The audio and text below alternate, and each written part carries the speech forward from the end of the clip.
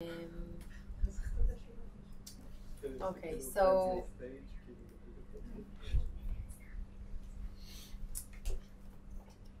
I suggest. So last time I asked you if it's working for you to do all the coding at the same time as I do it. It worked for some of you. For some of you, it worked less well. I also asked other teachers from previous years, because I didn't give this course last year. I gave it the year before. The conclusion is that it would work for some of you, and for some of you it will not. So today I will first give a quick presentation of everything that I'm going to show you on the code. Jonathan? Shachar. There was a Jonathan here, no? Yes. You. So yes, I'm going to show you a quick presentation first, and then I will show you everything on Python. And again, if it does work for you, I encourage you to code as I'm talking, if you're managing to code and listen at the same time. And if not, you can do it after. So let's just make sure that Python is here.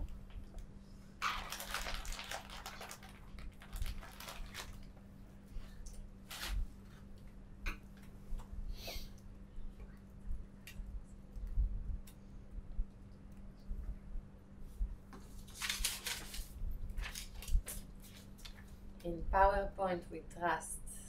Come on. Okay. And Python is open.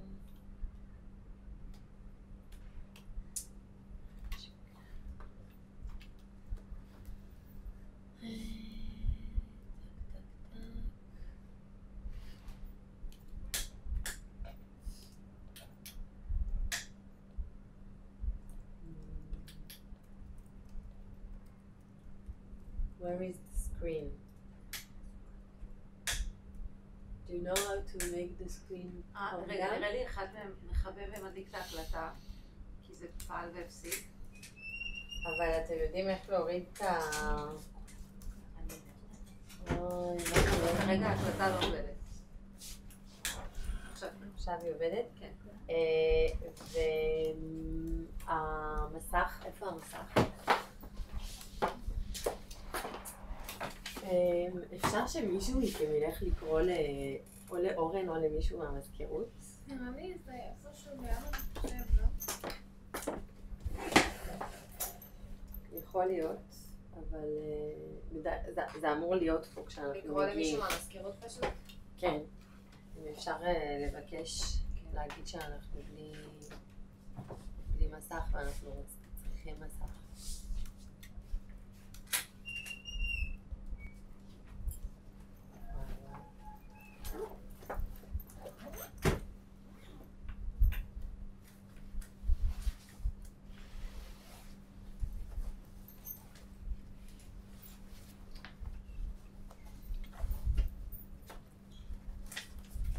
עד סוף הקורס אנחנו נתגבר על כל הבעיות הטכניות.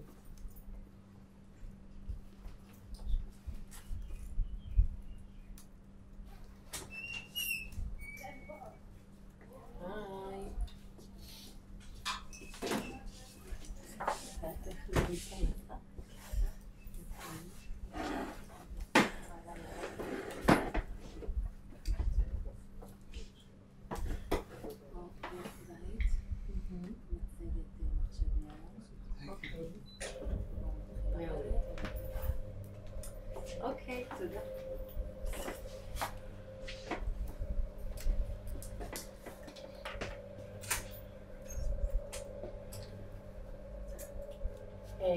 Okay, as I said, we will do a break today in 1 hour at 1, between 1 and 15 past 1, 15 minutes, and then we will continue for half an hour, 40 minutes, okay? Okay, so this is our third lecture, and let's summarize what we did last time. So in the first lecture we talked about all the different kind of variables. We talked about how to make comments, what are integers, floats, what makes a string a string. Then last time I showed you lists.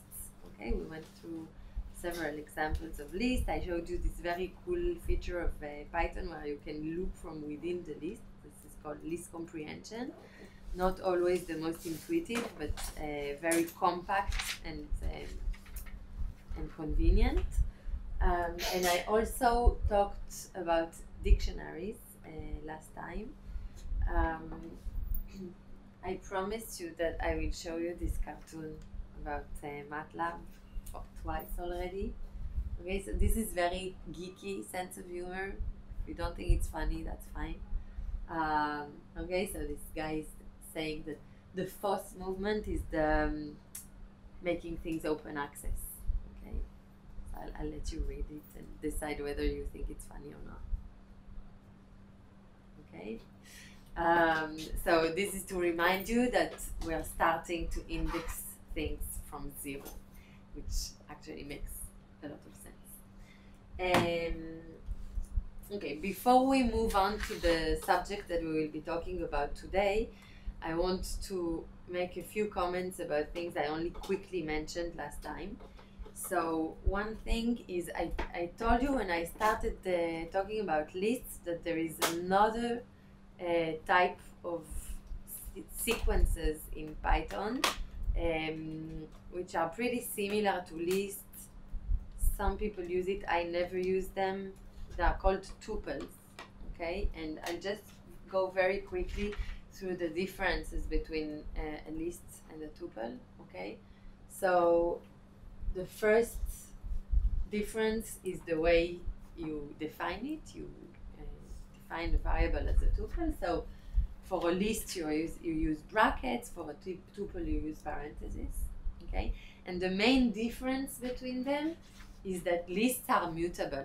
So by mutable we mean that you can change them, and I showed you last time several ways to change them. You can add a new item in a list, you can delete items, you can reorder a list, you can basically take your list and do all kinds of manipulations. You can remove things from a list, and with tuples they are fixed. Once you define them, you cannot change them. Okay, and it can be useful if you're worried that you will be changing your list in a dynamic way, for example, and you want to avoid this, you can define your variable as a tuple. Okay, when you want something to not change and you're worried that it might change in your code, you can use a tuple to avoid this. Okay, and in both cases, this is important. Items in a list or a tuple can be anything.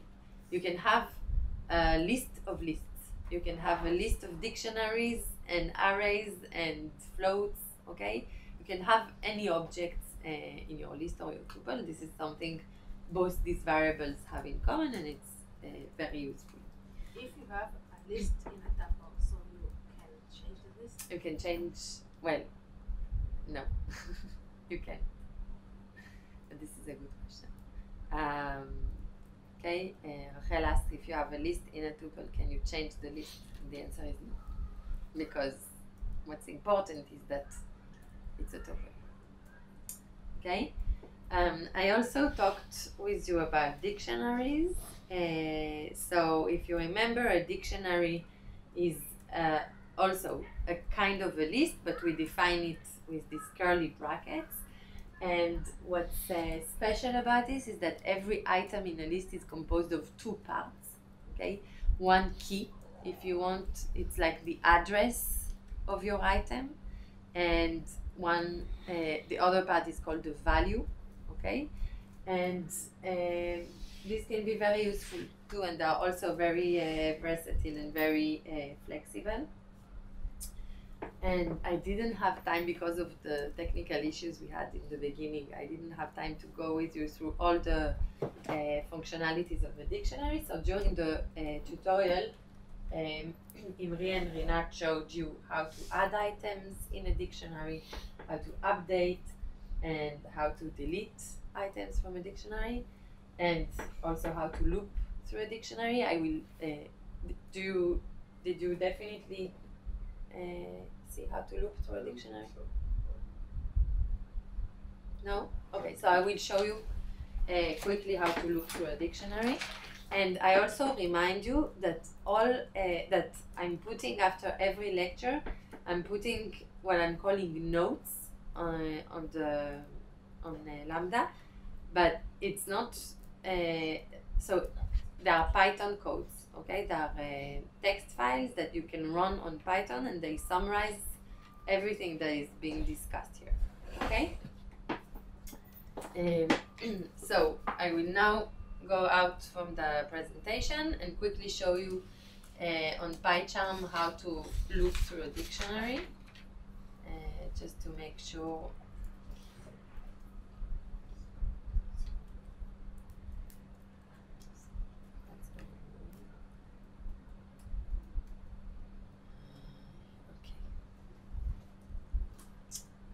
Okay, so I prepared it in advance. Okay, so let's make it a bit bigger. Okay, so this is my dictionary. Okay, you see that my dictionary is a student where I defined all kind of properties for this student. Okay, his name, his age, city, his grade, his major. Okay, so I can print the length of this dictionary. What will it return? 5.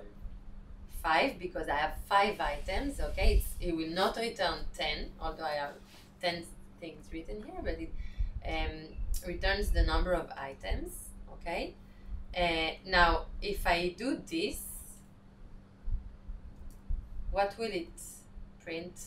All the keys. Actually, no. Okay, if I do this, it will print all the keys. If I do this, I called it key. Just I do this to remind you that what you put after 4 can be anything. You can put a cat here. Okay, And all the dictionary? What? All the dictionary? So it will print all the items in the dictionary. The items or the values? The items. This is an item, okay? This is a key. This is the value. Okay, it's important to really have this clear in mind. Okay, now if you want to also print the value, or to, it's not that much printing, but to have a handle on the value, you can loop through the item, or you can loop through the values here. Let's try it too. Okay, for value in print. Okay, but here again, I can put here dog.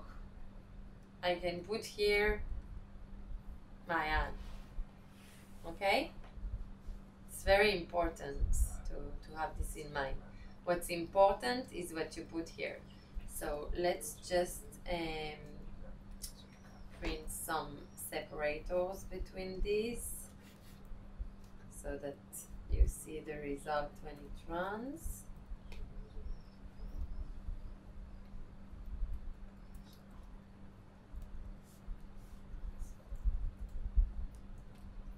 Okay, so let's see. Okay, so it's printing the length of the dictionary. So this it's 5, as David suggested. Okay, then I asked it to just go through the dictionary, and you see It prints only the keys. that it prints only the keys, right? Interesting. Why it's doing this? Did you see this? Did everybody see this? So I thought it would be printing the items, it's printing the keys by default. This is why it's important to try the stuff we're talking about.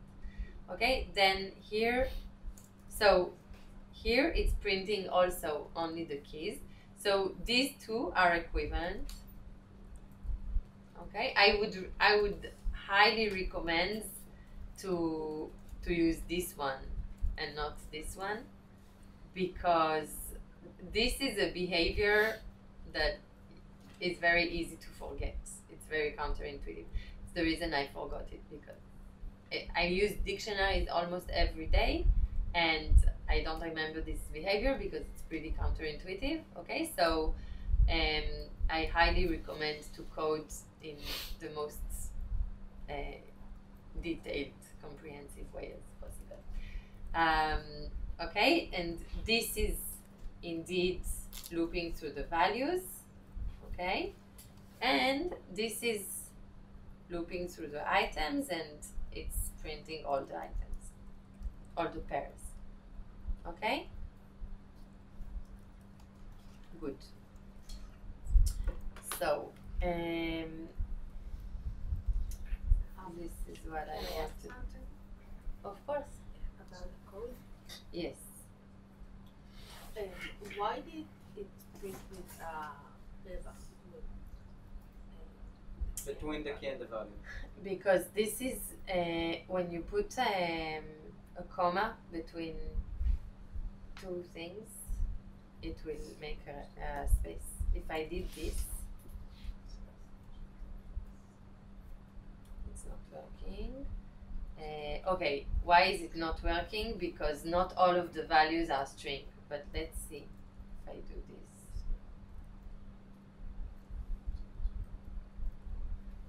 Okay, so now it removed the space. Okay, but in general, when you do print A, comma B, it would make a space by default between A and B. Okay? Can you remind me your name? Because you arrived late. Yes. Mata. Okay? Good. So we saw how to... Yes?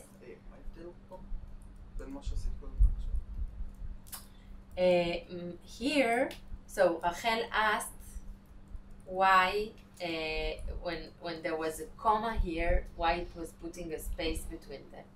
And I said that when you print a variable A, comma B, by default the comma is putting a space between the two things that you want to print. Okay? And I showed you that if you want to remove this, you can make everything a string, because some of the values here are number.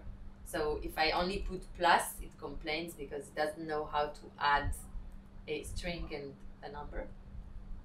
Okay, it's like adding apples and tomatoes. So I turned all the numerical value variables into string and used the plus, and then it's not printing a space between them.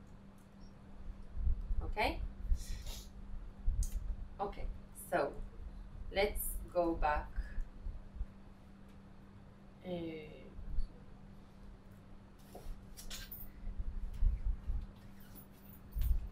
so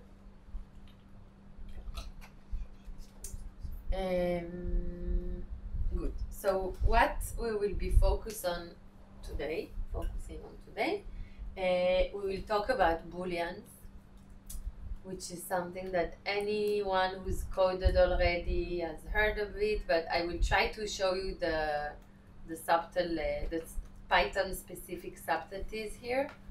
Then we will talk about if and else statements. Same, it's very simple as a concept, but there are all kind of subtleties in Python that it's important to have in mind. We'll talk about for while loops and how to not get stuck in them, how to not run them forever. And after the break, if we have time, we will talk about functions quickly. Okay, so let's start with booleans. So what are booleans? True or false, right? It's a variable that can have two values, okay, either true or false. And why are they useful? they allow us to basically construct if statements. So if something is true, if something is false, okay, we can define if and if-else statement. And what can go after an if in general? A boolean or a condition. I mean, in a condition. Let's remind ourselves what kind of conditions we can have after. Bigger than, equal, smaller than, Okay. unequal. Okay, so I gave a short list, but and the reason I chose them is that there are all kind of subtle things involved. When we go back to PyCharm, I will show you. So the way to write equal in Python is with two equals. Okay, if you put only one, it will not work. Okay, this is non-equal. This is the syntax for non-equal, and there is also a not and a is operator, and I will show you exactly what they mean. Okay, and we will make a few important remarks about this. Okay, let's get out of the presentation for now and practice a bit.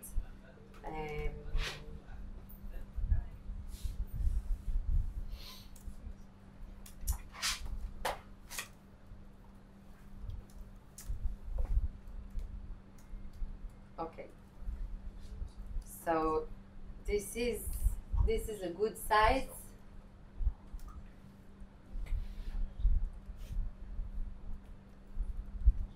Okay, so let's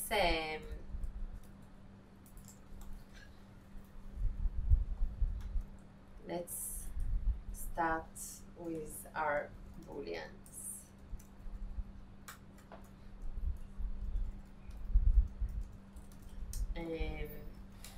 Okay, so first the syntax of true and false. It's very easy to forget that true and false are not strings. Okay, so let's remind ourselves. Print condition is okay. This is important. The syntax of an if statement in Python is with this double dot here. Okay, it's important. It's true.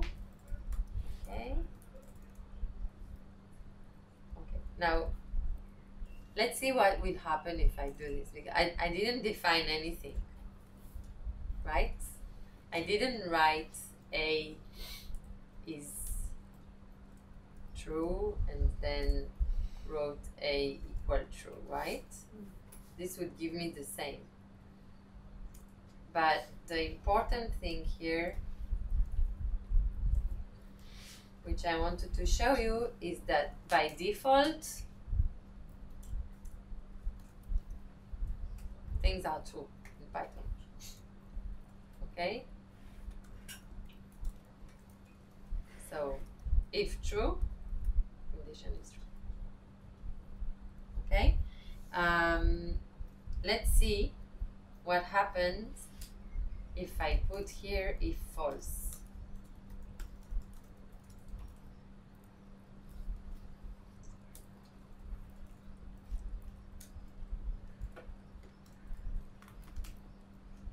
Okay, do you see what happened?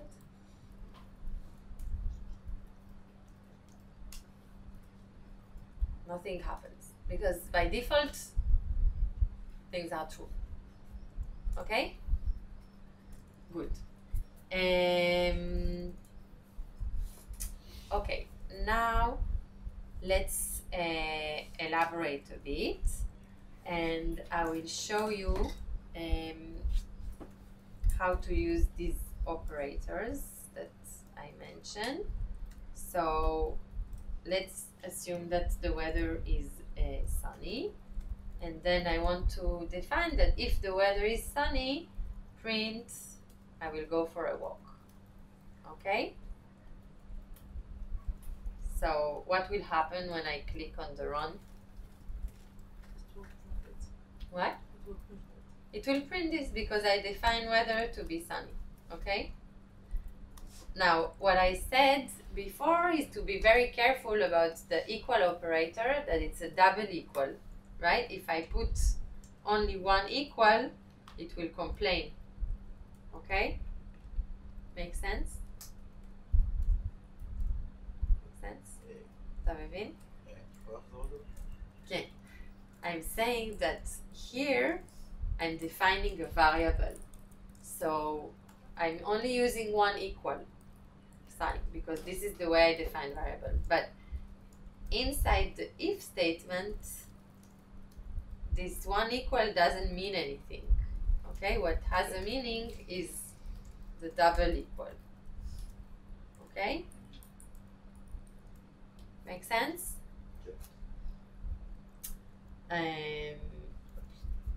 Okay, then I can start adding a else statement, print I will stay at home, okay, and then if I make the weather stormy, what will happen? Will I go for a walk or stay at home? Yes. Okay? Make sense? Good.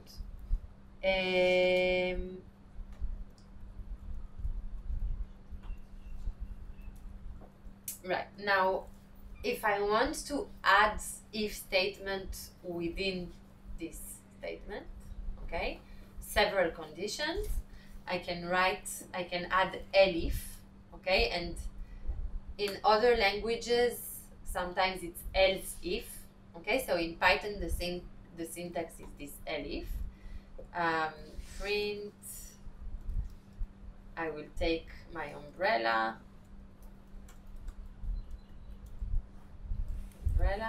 okay, and so let's make the weather rainy to illustrate that it's taking the umbrella. Okay, I'm taking my umbrella now.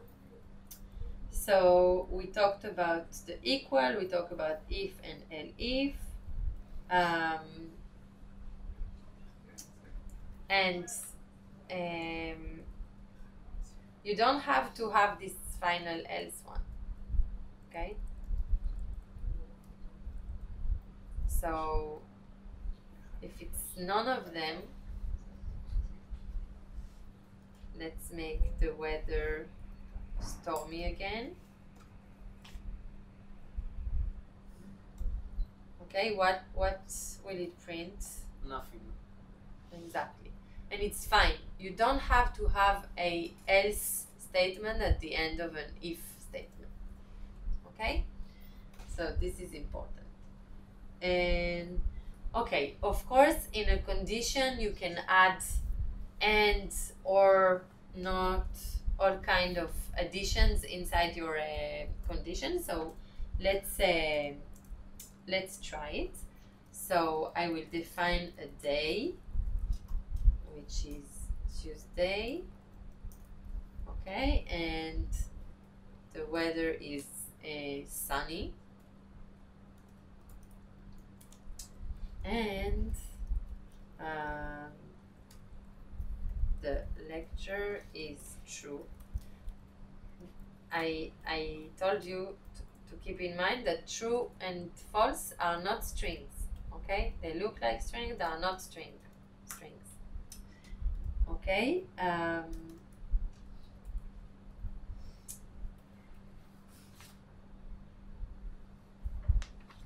Okay, now let's do a more fancy if statement. So, if day equal Tuesday, and weather is sunny, I wanted to print it is a sunny Tuesday.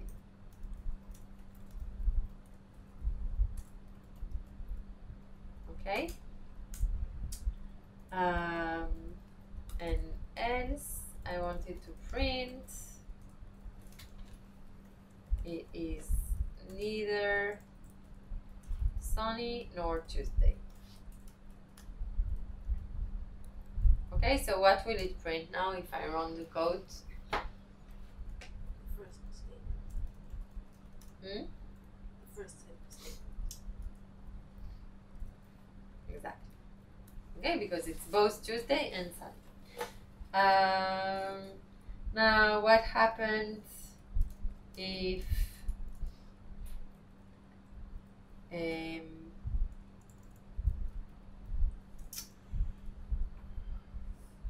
no, so here I made a mistake, right? This is wrong. Why is it wrong?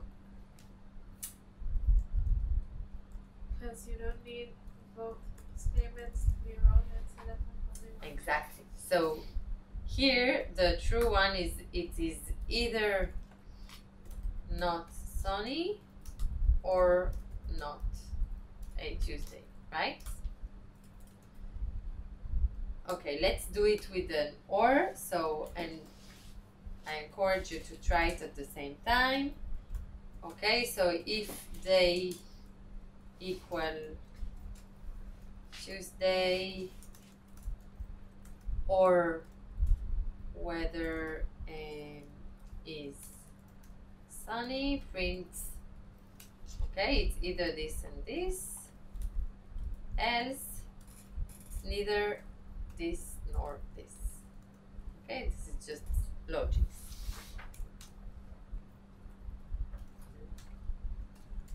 Okay, makes sense, Shachar? Then okay. Now let's talk about the not operator. So what is not doing? Not is switching true to false and false to true. Okay, so I'll illustrate this. So you see that I defined a variable called lecture to be true. Okay, now let's see what's not is doing to this variable. So if not lecture, and be aware of the syntax here, doesn't have any parentheses. Okay, if not lecture, print there is no lecture today, else print there is a lecture. Let's run it. What will it return? There is a lecture. So, So, yeah, yes. Why? What will it return? It will return that there is a lecture. Okay? Make sense? Okay, now the is operator, and there is a subtlety here, which is an important one. Okay, let's define two variables to be identical.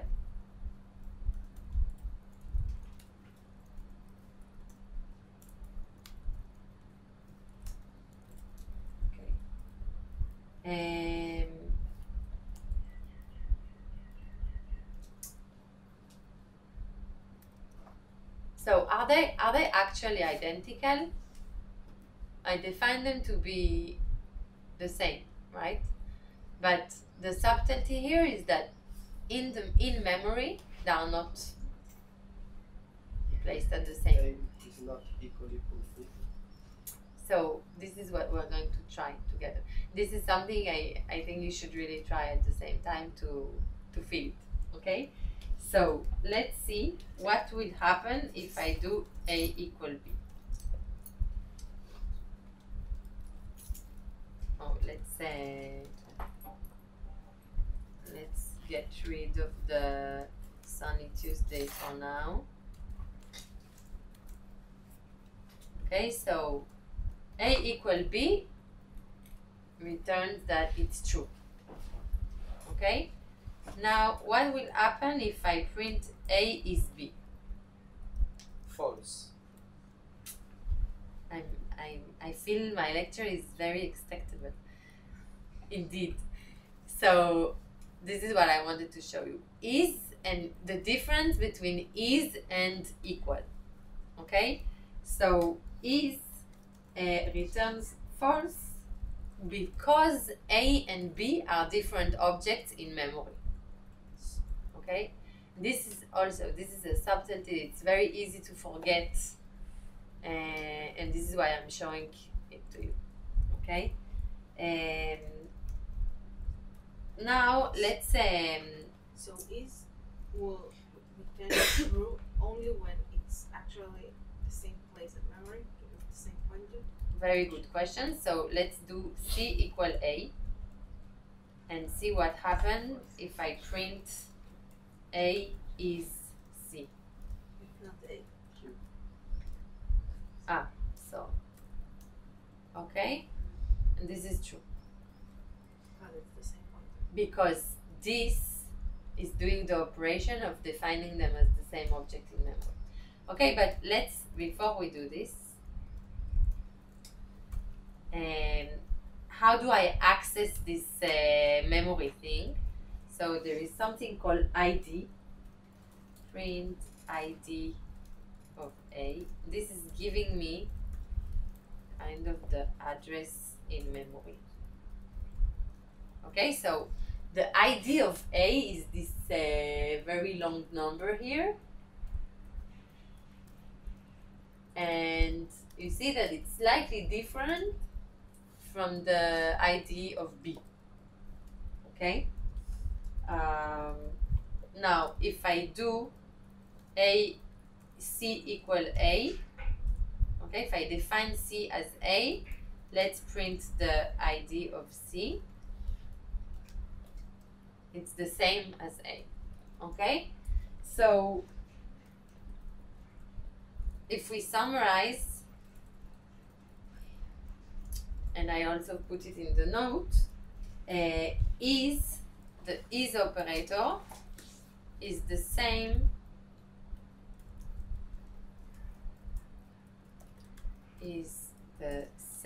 as ID of A equal ID of B. It compares IDs. Exactly. Okay? It's asking, is the ID of A the same as the ID of B? Okay? Good. Okay, now another subtle behavior of if and else. So I showed you that by default things are true, right? Now I have a question. What is evaluated to false and to true in Python? Just is So can I ask? Yes. Is if we define numbers, not arrays. So is would let's try. So Rachel is asking, is this behavior specific to the fact that we had an array? Let's try. Okay, so if we have 123, so it is even though they have the same address in memory.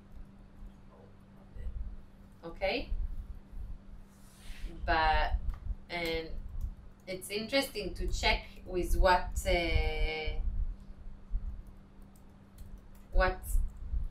makes it work and what doesn't. So I define two strings here. I bet now they don't have the same address. They do. Interesting. Okay, so Rachel has asked, is this a weird behavior, or it's not weird, it's just a matter of definition, but is this specific to the fact that I've defined a sequence? And we've tried with other types of variables, and they do have the same address in memory. But here again, the important thing is to remember that is comparing locations in memory. And so to be on the safe side, if you want something to really be equal to another variable, you should define it explicitly. Okay? Good. So now let's talk about our next subject. Last subject regarding the if conditions, which is basically what are the stuff in Python that are defined to be false or true. So let's show you. So if conditions,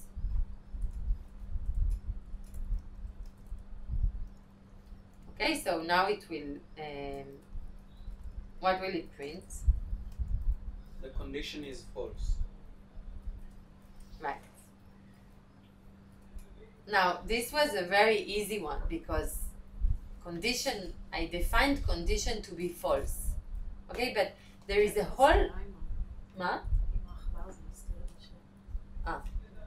Okay, I defined condition to be false. So very obviously it was evaluated to false. But my point here is that there is a whole bunch of other stuff in Python which are defined to be false. And it's not necessarily intuitive at all. So I'm going to tell you the list of what is defined to be false. And you will have to remember that everything else is true in Python. Okay? It's much easier to remember what's false and just to know that everything that doesn't fall in this category is true. Okay, so do you have ideas of what could be this thing is evaluated to be true?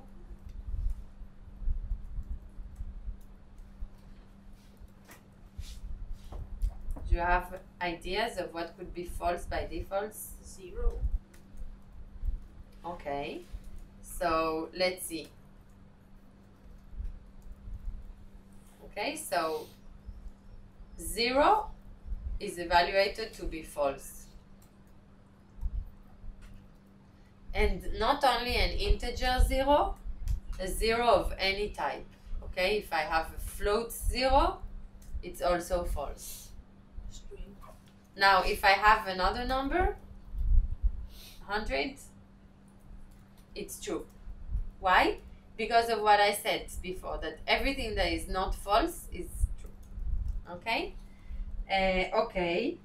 What else? None. Okay? None is an important one. It's not a string. It's an important variable which we will talk about throughout the course. None is defined to be false. Every number is defined to be true except 0. Except 0 of any types. Okay? Okay, and the last, so we had 3 ones, for example, for the moment. We said that false is false, obviously, that zeros are false, and none is false. And the fourth and last thing that is defined to be false is any empty sequence. Okay, so for example, here I defined an empty list. Why is it complaining? Because I put 2 equals. Okay, so an empty list is false. And it's not only a list. Okay, what kind of sequence did we talk about? Tuple. So tuples, 2. Okay, so an empty tuple is false. But if I put here numbers, it will be true. Okay, this is I'm showing you all the less intuitive stuff because I'm assuming that throughout your experience with other languages, you've already come across if-not statements, okay? So I'm showing you here the subtleties and the less obvious ones, okay? So a list, a non-empty list is true. And it's weird, but this is what it is, okay? And what are the sequence? Dictionaries. So an empty dictionary is false. And why is it important? Why is it useful? Because it provides you a very convenient way to check whether a sequence is empty. Okay? So if you want to check if a list is empty, there are all kinds of ways to do it. But so you can ask if the length of the list is 0.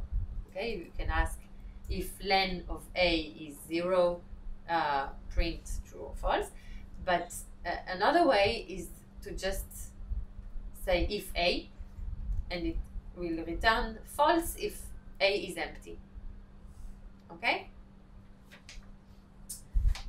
Good. A tuple and inside there is 0, it equals 2. What?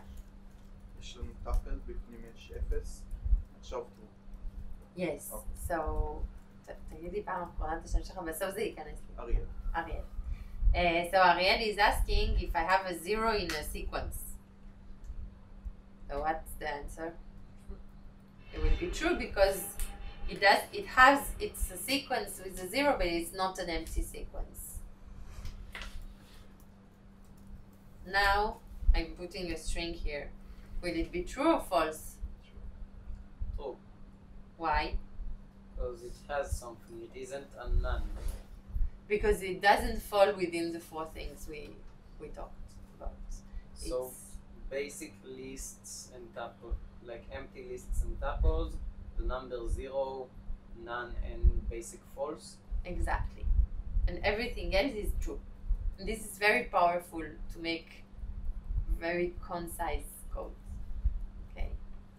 Is there a way to check whether it would be true or false without putting it as a condition? Kind of like type, but something else.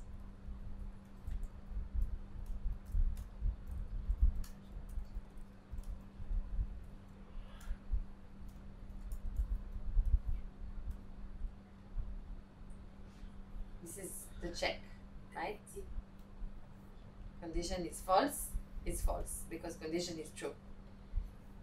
If you would put true, it would work. Okay, so Rachel asks, how do you check if something will be true or false? And the answer is you just print the statement.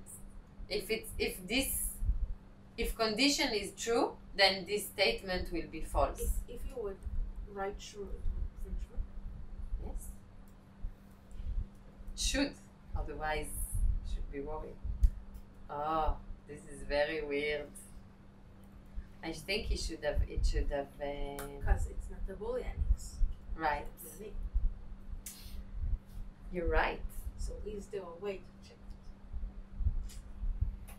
it? I think the way is to say is to do this.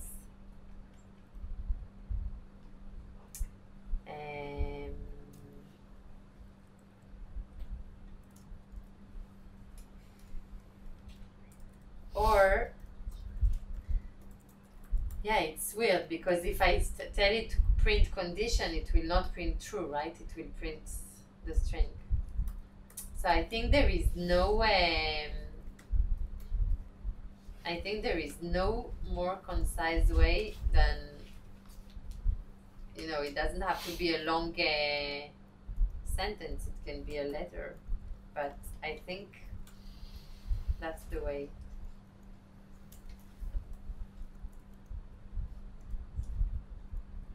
And there might be some very geeky Pythonic way to make this more concise. I must confess that when a piece of code is a line and a half, there is like a whole sport of making a line and a half become half a line.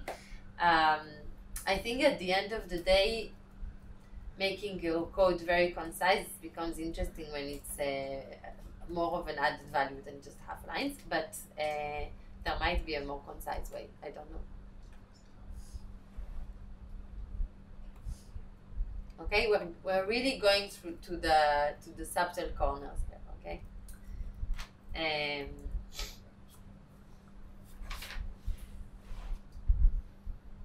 Okay, so I summarized it for you, everything that is false, everything that is true. Center view. Okay. So what is false in Python? There are 4 things: false, and none, zeros, and empty sequences, and this is very useful to check if something is empty.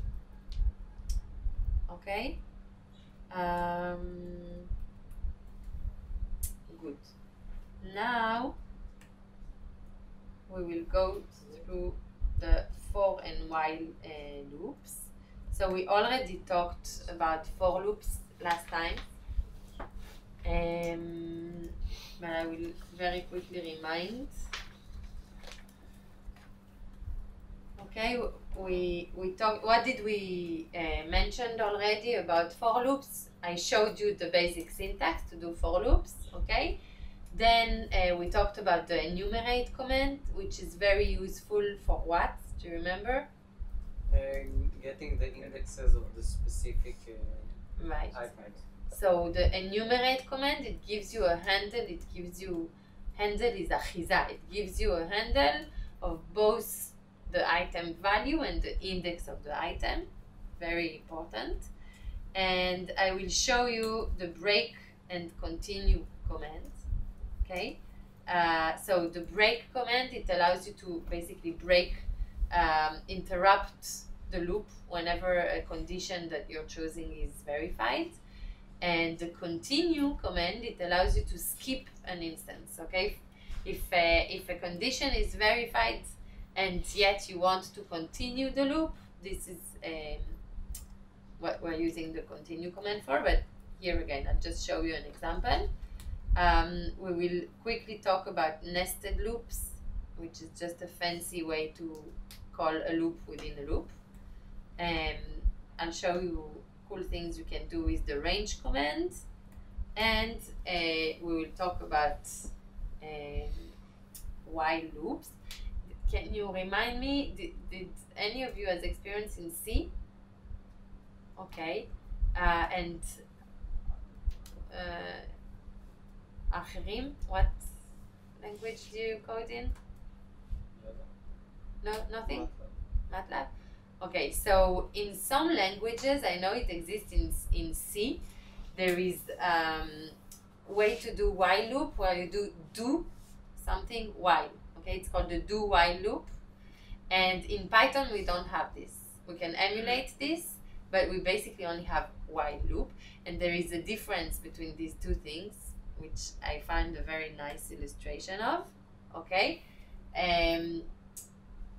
so the while loop in Python will always be checking first if a condition is verified, and then if it's verified, it will execute whatever you want it to execute.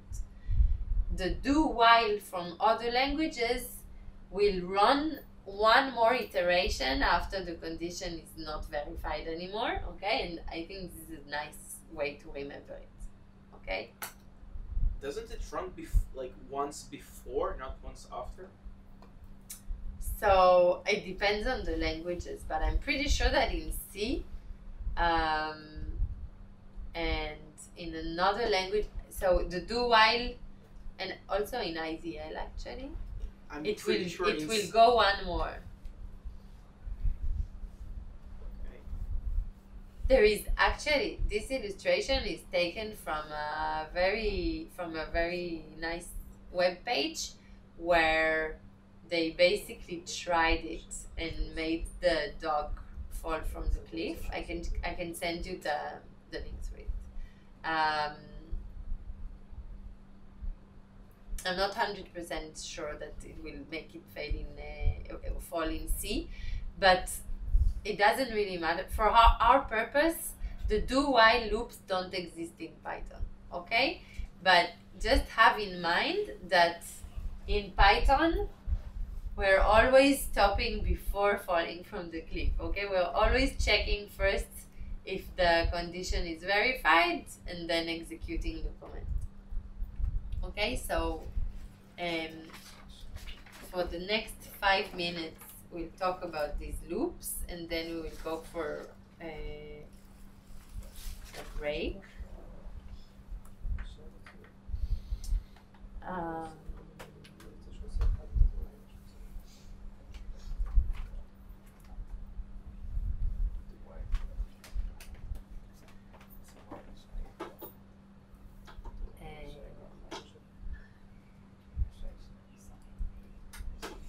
Okay. So I'm getting rid of booleans for now. Okay, so let's recap what we already know about lists, about looping in a list. Okay, so I made this this small list and I want to loop through it. Okay, this is the simplest way to loop. Okay, and I remind you that ni means nothing. It could be anything. Okay, I will repeat it over and over and over. It could be a cake.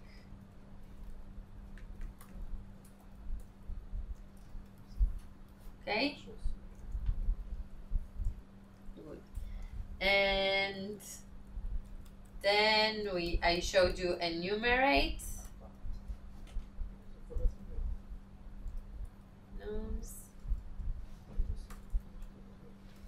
So this will give me, so what will be the first number to be printed here? Sivan? Itanu? 0. 2.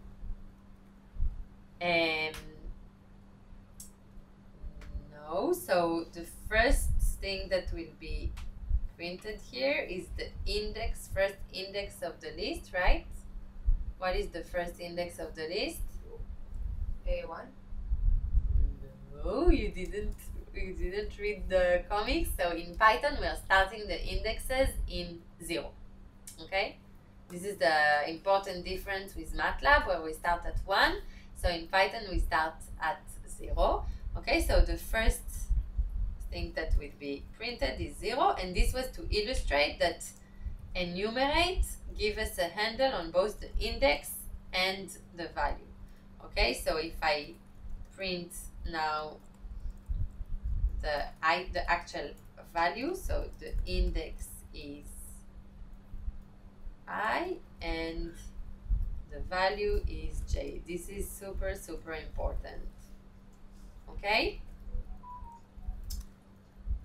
Okay. Now let's illustrate the breaks command. Okay? So I told you that breaks allows me to stop the loop when a condition is verified. Okay?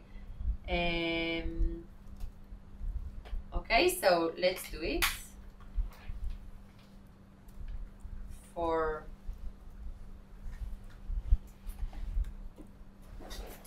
I'm using a cake to get you guys used to the fact that it can be anything, okay?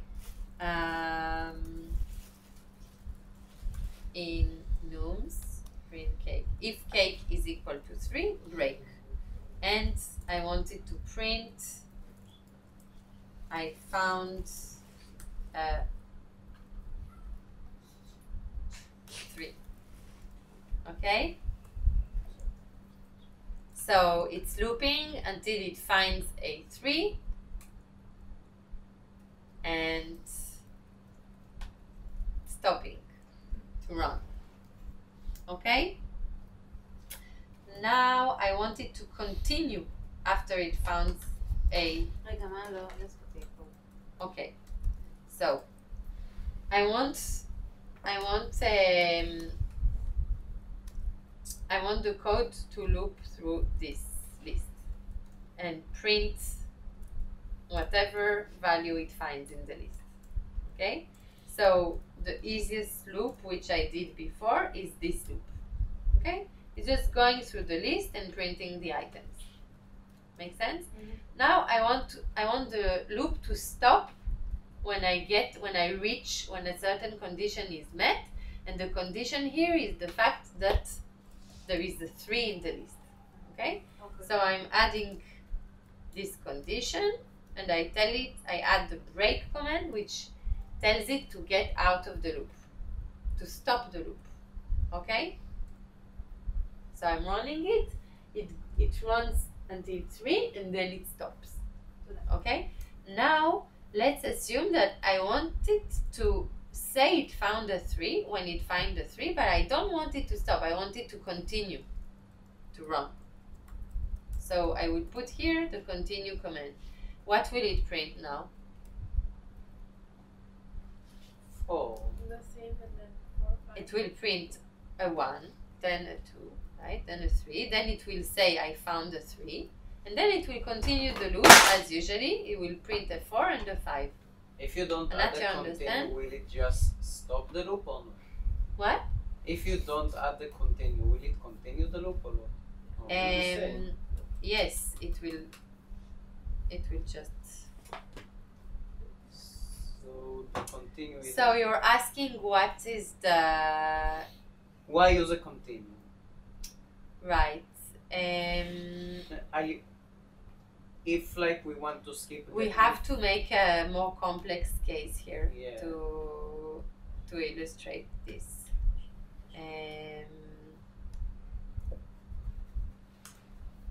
Okay, I will write to myself. כן, עכשיו הבנתי.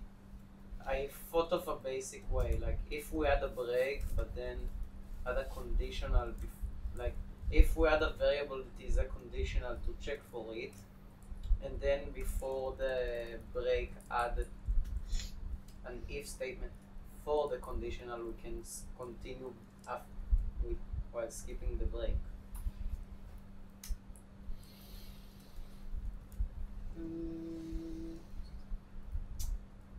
Yes, I think that maybe there would be a more complex and simpler one to illustrate this, but I will Maybe if we want, try to provide you with the simplest, complex enough one to illustrate that the continue can be needed in some cases.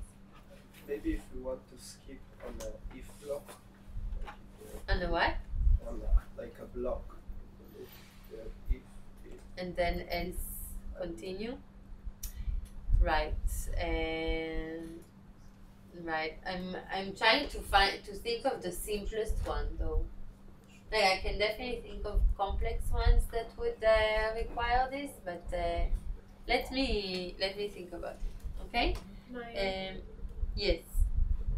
When you use the for loop with the break, how do you count the number of loops with the number of rounds and when until it stops? When you use a break, Like before, you wrote this code and then you use break. So it's only 1, 2, 3. I found a 3, so it's 3 iterations. But in longer, yeah. But so here it's 3. It went through 3 times. okay. And in different examples that are longer, how we can count. Okay, so Odelia asked, what is a good way to know where it broke, basically, and this is a perfect example of what you would use enumerate for, because enumerate tells you the index where things happen, not only the value. Okay. You see what I mean? So let's assume that I have A, Z,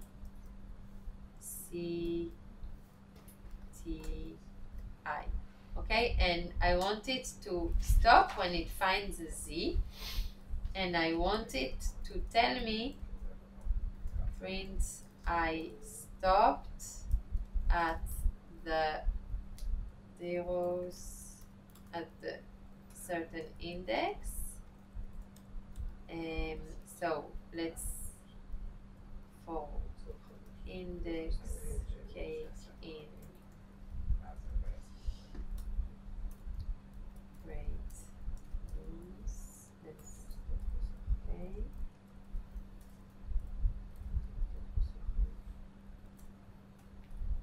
And I'll put here +1 because I want 0 to be first, okay? Okay, I found the z and I stopped at the second index. Okay, so this is the perfect example of where you would want to use enumerate. Gives you a handle on the... okay, we're running a bit late, so let's go quickly through the last things I wanted to show you about the loops. Okay, nested loops are just a fancy way to call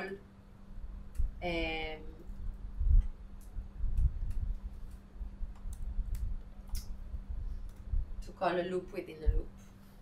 Okay.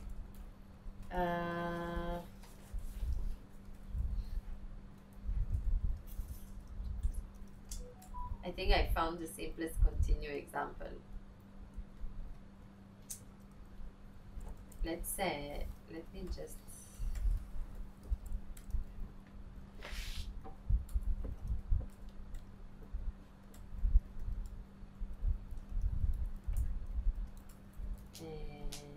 number is no wait.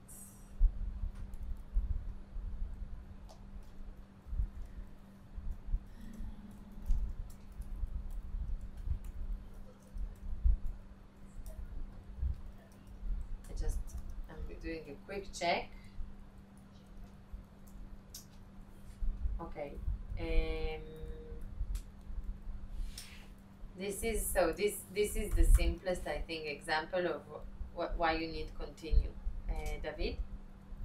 Okay, so basically here what it's doing is that it's not applying that command to z. Does it make sense? Yes. So, and this is why you need to continue. Whenever, so the two things that you guys mentioned are also relevant if I understood them well, but this is the simplest answer. The continue is actually skipping the present iteration, okay, and it's not applying whatever you're applying to all the iteration. It's not applying to the current one, okay. Okay, so let's say I will try to make it clear in the notes, okay? Now, let's give you an example of a nested loop, okay? So, for numbers in nums, for letter in ABC, you remember that the string is a sequence, okay? Print number letter, so let's see what happens here. Okay, this is a reminder that you can loop through a string because the string is a sequence. Okay, and I'm doing now nested loop, which means I'm looping within a loop, just as you would expect it to behave. It's pretty intuitive. Okay, now another thing I wanted to show you, very important, is if you want to loop through a sequence a certain number of time, there is something called range.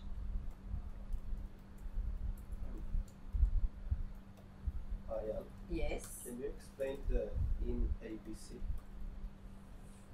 Yes. ABC is a sequence. It's a string. Okay, I realized it, but ABC, every string is a sequence with the first item being A, the second item being B, and the third one being C. So you can loop through it. Okay. So it's not like a variable or something, it's defined. A string, it's a variable, but you can loop through it, and then it understands it as a sequence. Okay. Okay? Yes. In range 10, print I. Okay, this is an important one. So range 10 is an object that has number from 0 to 9. It's actually an array of indexes. Okay, it's an important one, and it's different from for I in range 111. Print I. So range 111 has numbers from 1 to 10.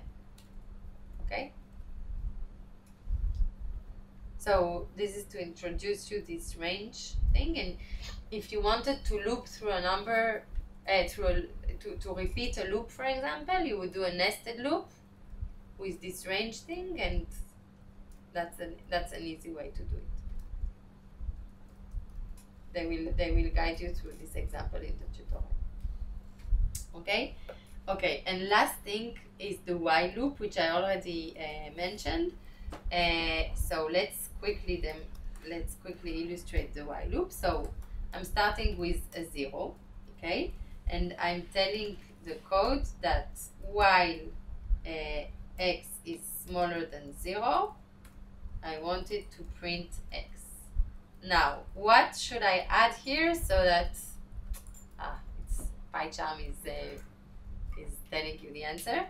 What happens if I don't add this? To run forever, right? Because x is always smaller than 10. Okay? Sorry. I forgot 10 here. Okay? So we should always make sure that our while loop break before running forever. And we can also put a break command inside. So if x is equal 5, break. Okay.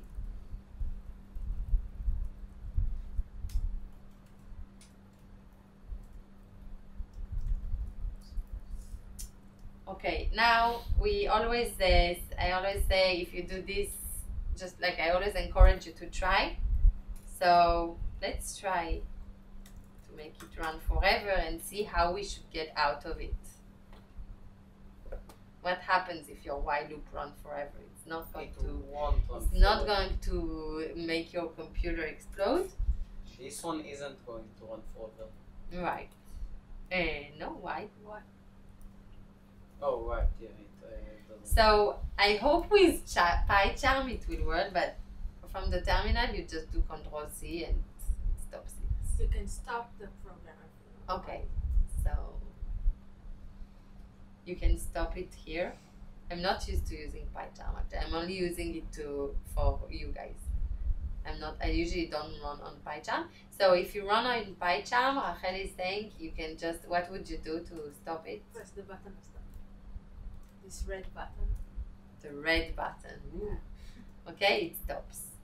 And from the terminal, you press on Ctrl+C and your computer doesn't explode. To be honest, the things that run forever are specifically annoying because they slow your code. And are sometimes tricky to find. Not necessarily. What? Not necessarily. Not necessarily? Yeah. Because if you want to run a server on your computer, so you need it to run forever until you Right. stop it. But what I mean is that stuff that run, if you don't want them to run and they run, like a loop that runs far beyond what you need it to run through. I remember that as a student I was scared by this situation, but mostly it's time consuming and that's it really. Okay, so let's take a break now. 10-minute break until 1.5, and then we will have another 15 minutes and finish. Okay, and the reason I'm doing this is that doesn't matter. I need a break. I need to feed my baby and then I'll be back. Okay, so 1:30 here.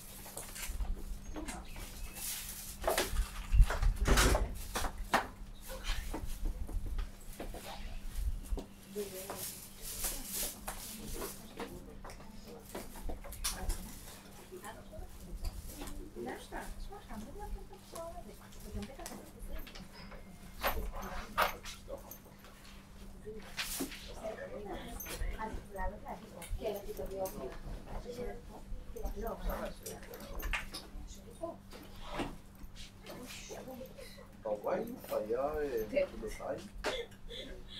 בשורות לכוח סולארי. כן.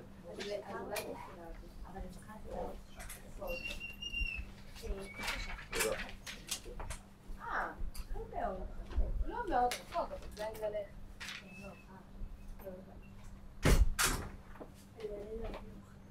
אולי זה יחבר.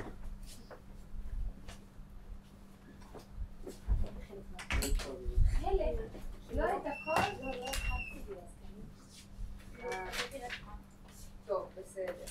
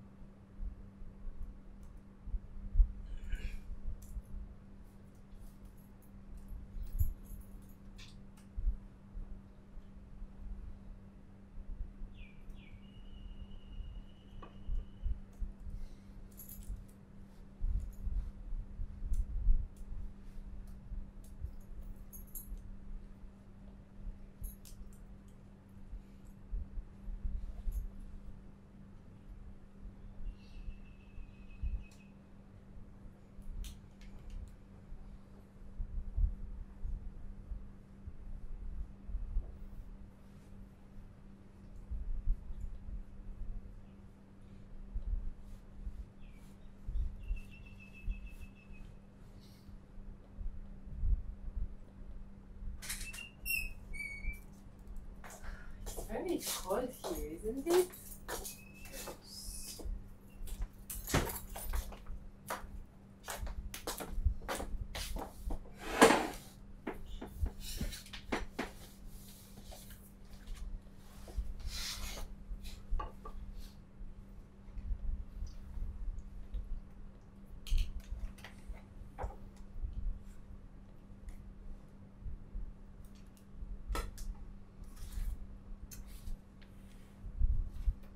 Okay.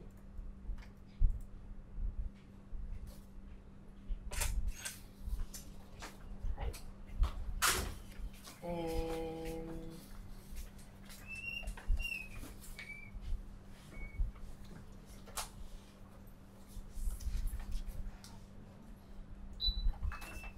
בדיוק אמרתי שנורא קר.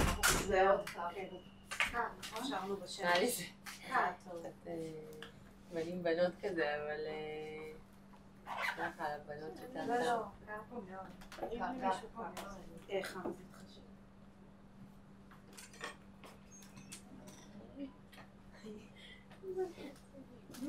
טוב. אוקיי, so... עד איזה שעה נמשיך? רבע שעה, 10 דקות.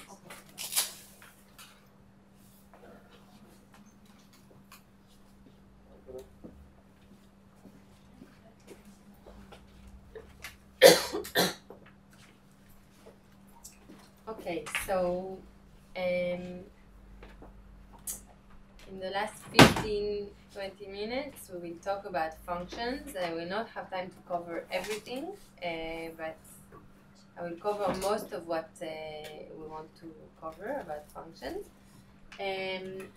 So what are functions good for? And I'm sure you have experience of it from other languages already.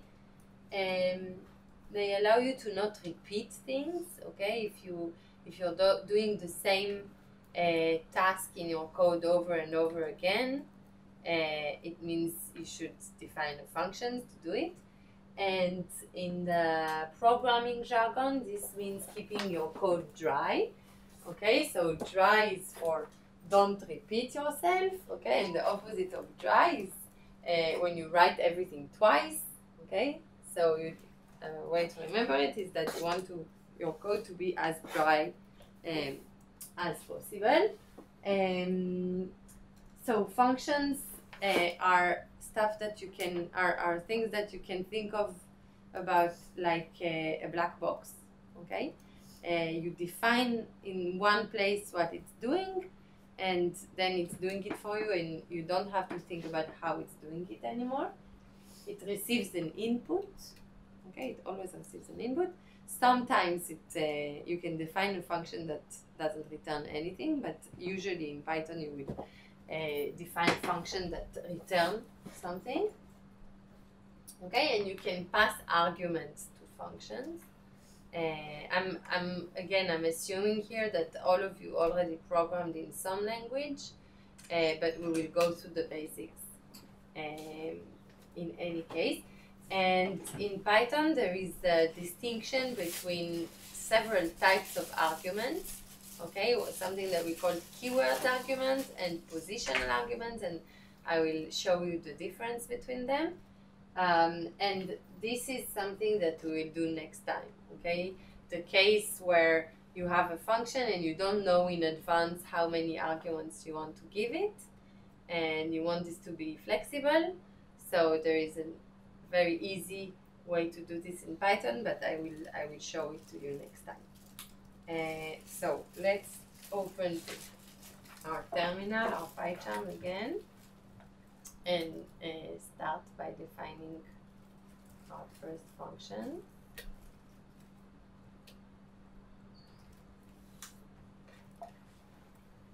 Okay.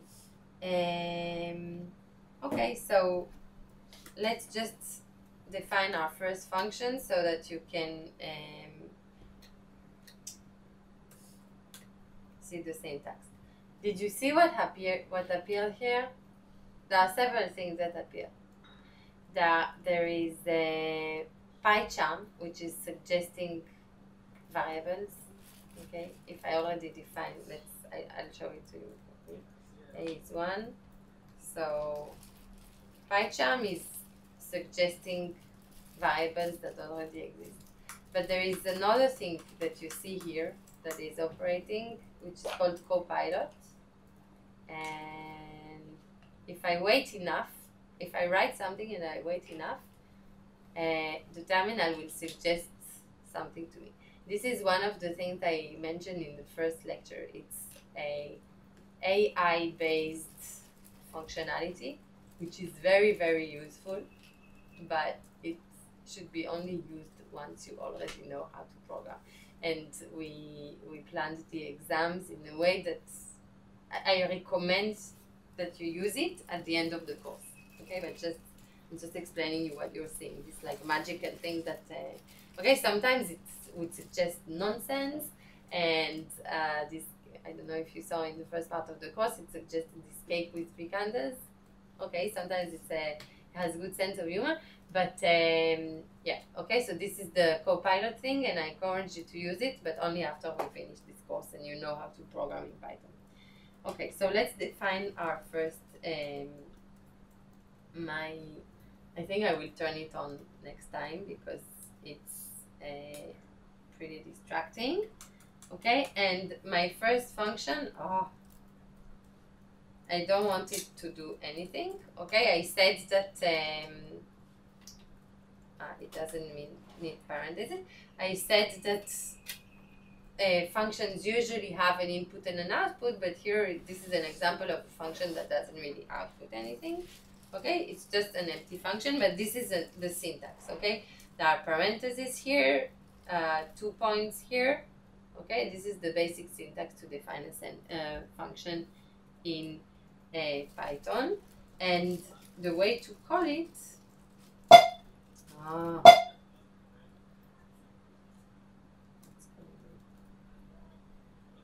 What does the pass do? It's allowing me to not return anything. Okay.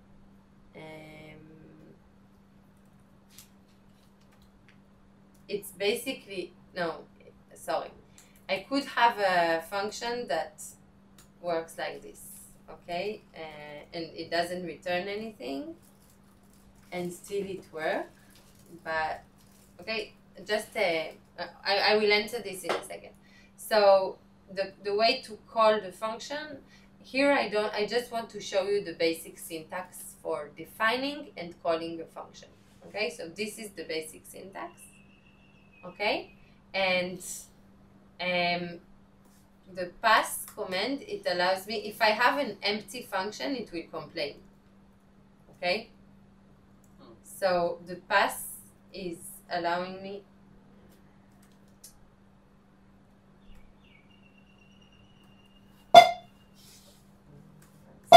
it's down in Hebrew. It's allowing me to have an empty function without complaining. Okay? Good. Okay, now just for the syntax, okay, make sure you understand the difference between this and this. Okay? So, what is printing here? Okay, let's think about it a second. The first command here is printing this. Okay, this is the object that is the function. Okay, so everything in Python is an object. Okay, and the function itself is also an object. Okay. Not a variable, but it's an object. We'll talk about it more when we talk about object-oriented logics in Python, but the function is an object, okay? But the moment you put the parentheses here, it's basically calling the function, and then it's printing whatever is returned by the function. Does it make sense? Okay, now, in this specific case, this function is not returning anything, so it prints none. Okay, but if I define the function called that return, I don't know, let's see, hello world, then it will print hello world. Okay, because I called it here. But if I remove the parentheses, it will print the function itself. Okay, so this is important. It prints the name of the object if I don't call the function. Okay. If you print my first function without the parentheses, but כאילו מתוך function אחרת. If you print, where is your computer? I think you should really try. That's the key. Okay. I mean, I'm happy to try all kind of weird cases here. They're the most interesting because they are the most subtle ones. But I'm not gonna have time to finish. So, but Rachel asked an interesting question. She asked, "What happens if I put a function within a function and ask it to print? What would it print?" I think it would print the parent one. No, another function. I'm going into the corner that I didn't want to go. But okay, we can discuss it at the end. Okay, so let's now define the function that is actually doing something without the return. Just doing it. It's only doing something. It's printing hello world. Okay, so I've defined this function and I'm calling it, and it's by calling it here on this line, it's basically executing whatever the function is doing. Okay? You don't have to use return. And I don't have to print. I don't have to use the return. Okay? I'm just defining that it's doing something, and I also don't have to print it in order to call it. Okay? I just call it. אפשר כאילו לרשום לה, כאילו לא צריך ריטרן, אפשר גם להדפיס. לא צריך return. We need the return when we will want to call the function with an argument, and I'll show you after. Okay, let's assume that you want a function that multiplies every number you give it by 2. Okay, then you want, in order to grab the result of this, you need the return button. It's not enough that you tell it to do all kind of things inside the. Okay, you want a way to grab, to have a handle on the output. Okay. Okay, so we mentioned that functions allow us to keep our code dry, okay, to not repeat things. So let's give an example of this. Let's assume that I want to print the same sentence 100 times.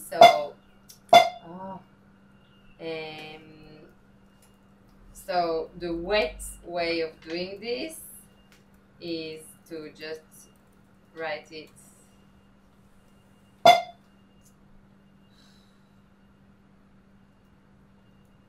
over and over again. Okay, but I don't want to have to write it 100 times. And what if I wanted to slightly modify this string, and I don't want to modify it 100 times on the 100 lines where I wrote it, okay? So the clever way to do it and to be able to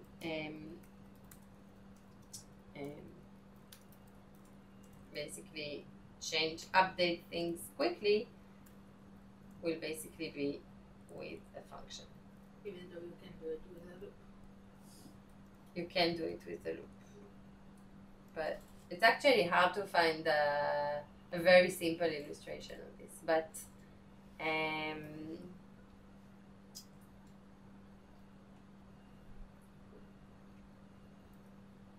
usually in your code, you're doing the same tasks over and over, and you're not necessarily doing it in a row, right? So that it wouldn't make sense to do a loop. Let's say that in 100 instances in your function, you're using a specific operation that you're doing over and over, okay? Okay, so let's now talk about the return functionality.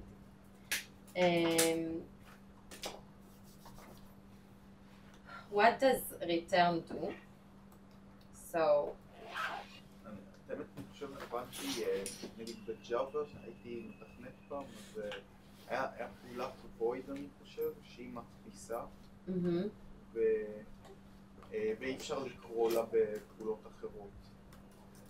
כי זה לא עושה לעומת פעולות אחרות שהן מחזירות ערך, ואז אפשר לקרוא לה. Okay. I never coded in Java, but what return is actually doing is that it's putting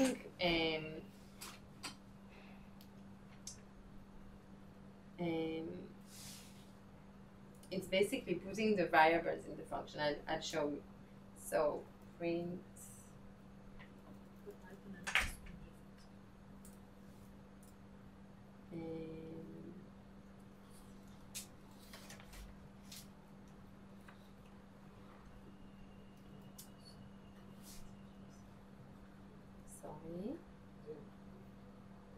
I need to apologize. Okay, let's give an example of this.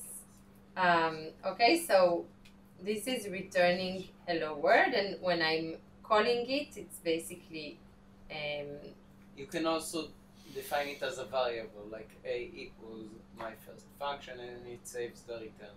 Exactly. Okay, it allows you to put whatever the function is returning in a variable.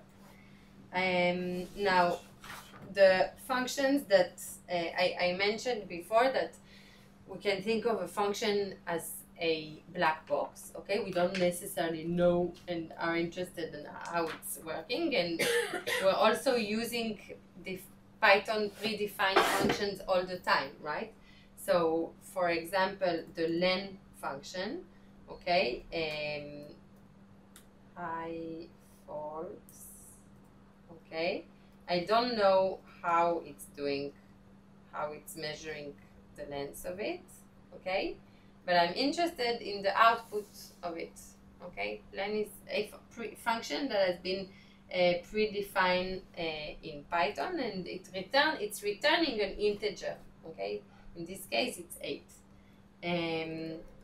Now, the cool thing is that once you return it, you make it a variable, you can apply all kinds of functions on it.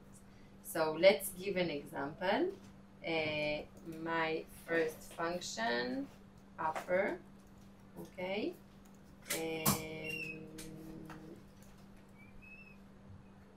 Okay, so the moment it's putting hello world in a variable, I can apply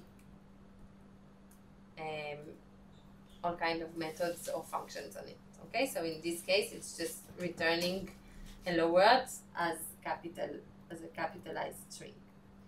Okay, okay. Now I see that it's already 10 to 2, and so we'll talk about positional and keywords argument next time. Okay, I'll just give you one last thing, which is basically how to pass an argument. What is the syntax to pass an argument to a function? So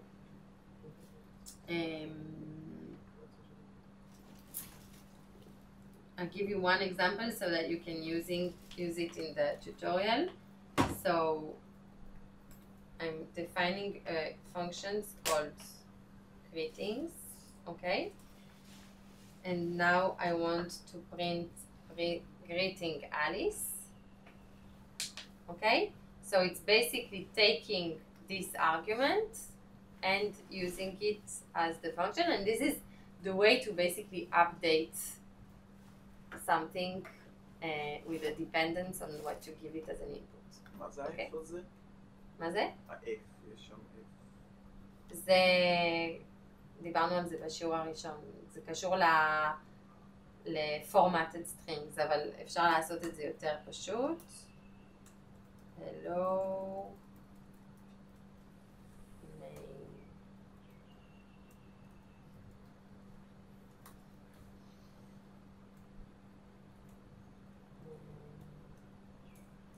כאילו זה מחזיר שני דברים?